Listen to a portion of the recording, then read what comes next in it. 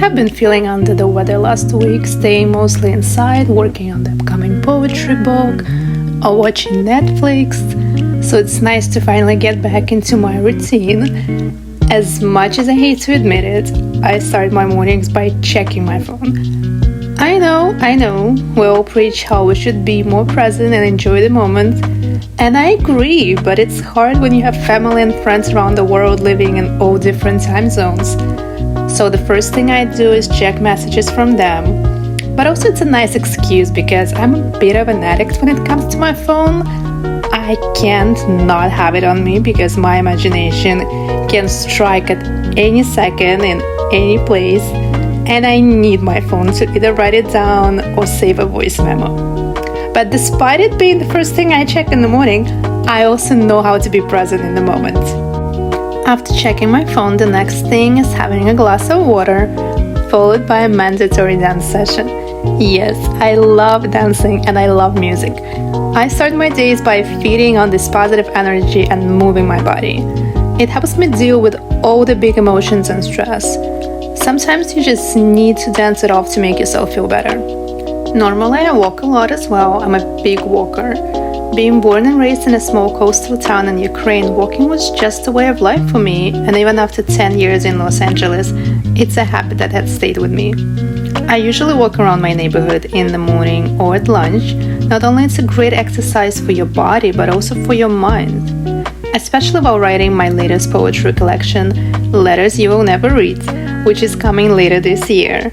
Walking has become a big part of my self-care routine. It's a very personal and emotional project for me. In fact, I don't think I've ever been more vulnerable in my writing than with this book.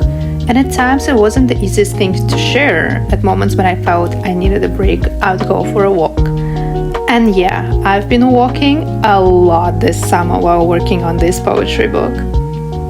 This past week has been spent constantly changing the designs of the book cover and editing the final version of it. As an indie author, you have to do all the work, from writing to editing to creating illustrations to marketing yourself. I'm not gonna lie, I actually enjoy the process and the anticipation of seeing something that existed solely in your head transform into a tangible product.